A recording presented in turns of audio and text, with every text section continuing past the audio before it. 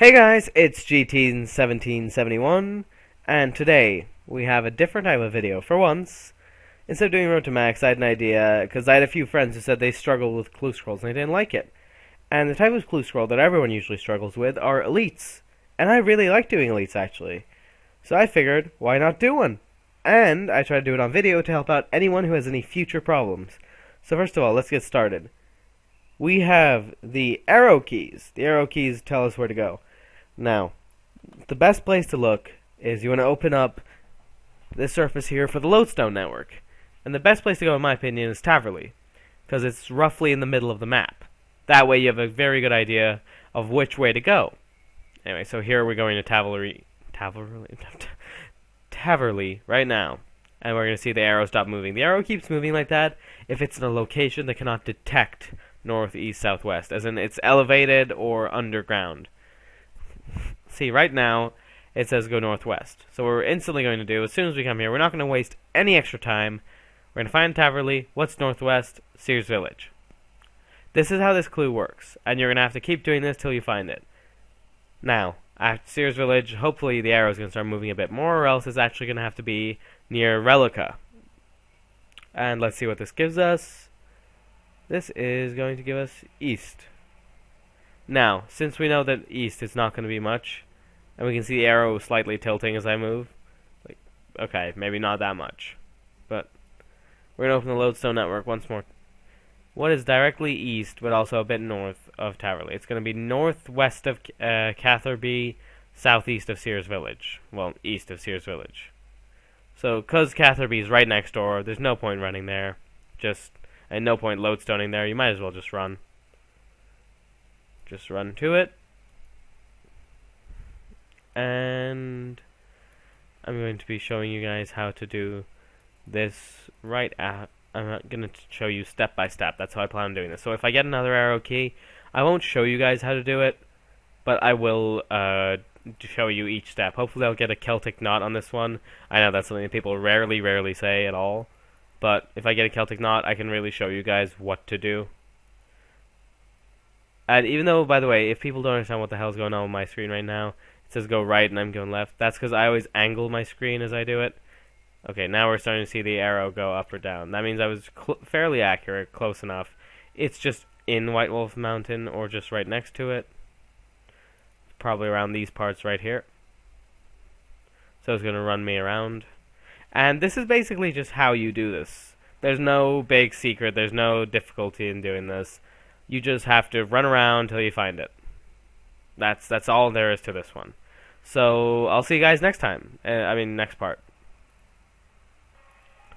Alright, now to end this clue, you're going to run around until you get this, as you can see right here. I'll bring it up on the screen.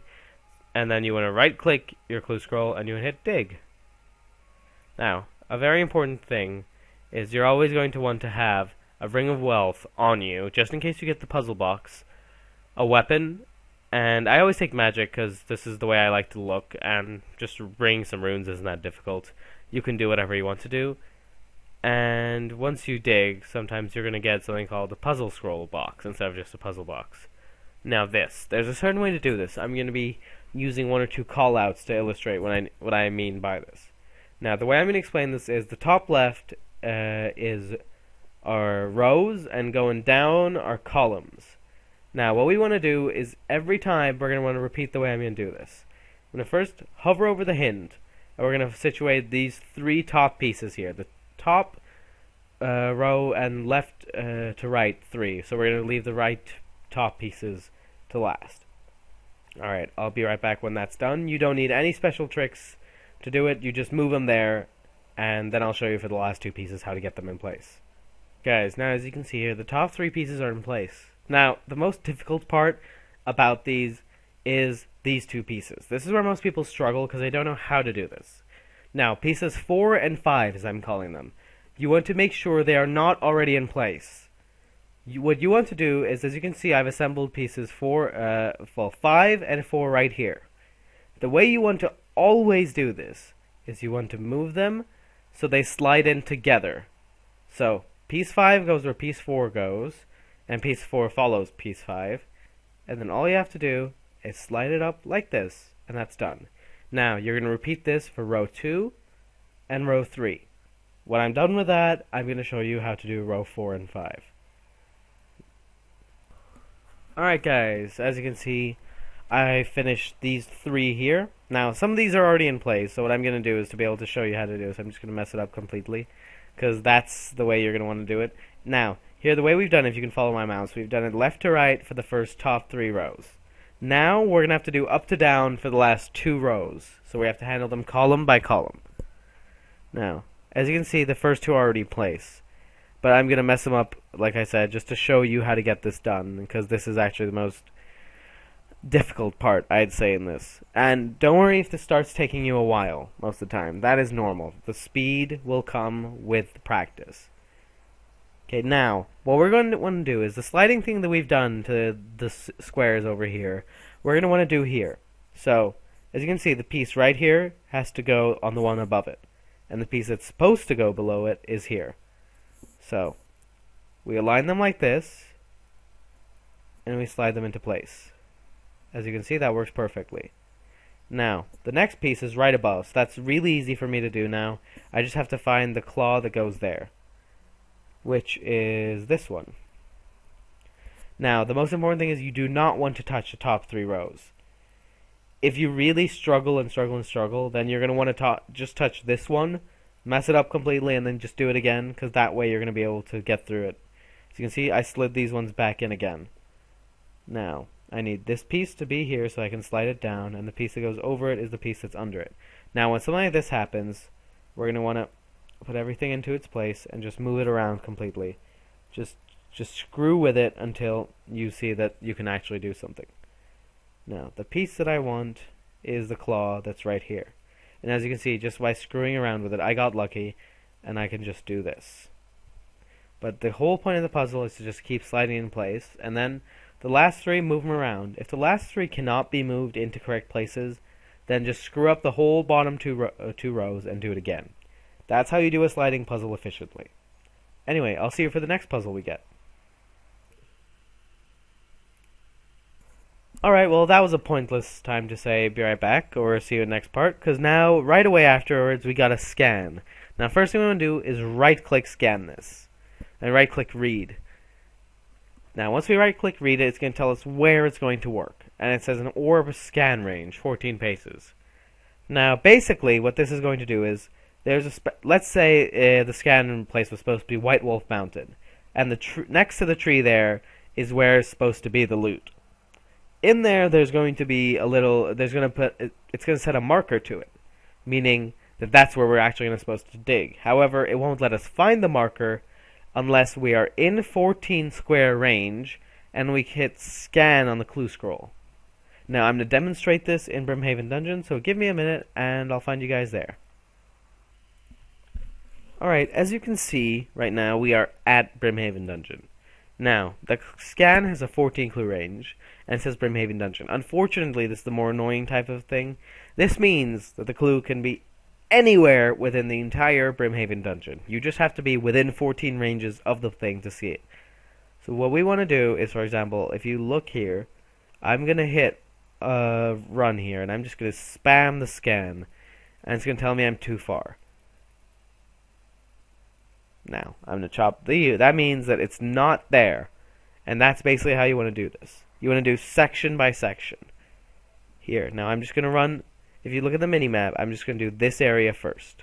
As I'm running through, though, I will still spam scan until it's going to go off. And that's basically how you do it. You want to run around the entire dungeon, constantly scanning everything until you find it. And with the location. Now, what I did is I was just running through this part and I hit scan, and if you can see my mini-map, my clue is actually just on the other side near the entrance to Red Dragons. Like, you don't even have to, this is just to show you that you don't actually have to be so close to find it. 14 squares is a good distance.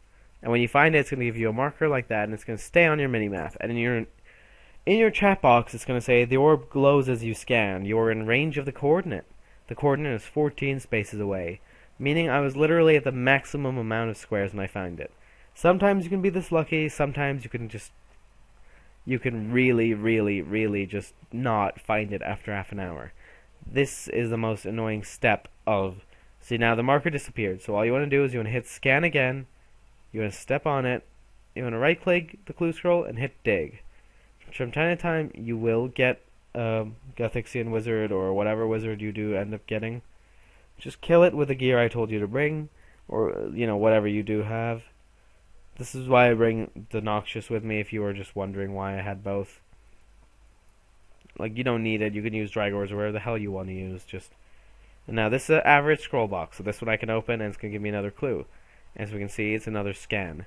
And this one's Lumbridge Swamp. So I'm not going to show you how to do this one as well, because there are a lot of locations and they're all the same thing. All you want to do is run around different areas while you spam scan as you're running until it says what I just showed you. So the last part I think I need to show you is Celtic Knots, and I'm hopefully going to get that in the next part or two, so I can show you guys how to do that as well. So be back in a few.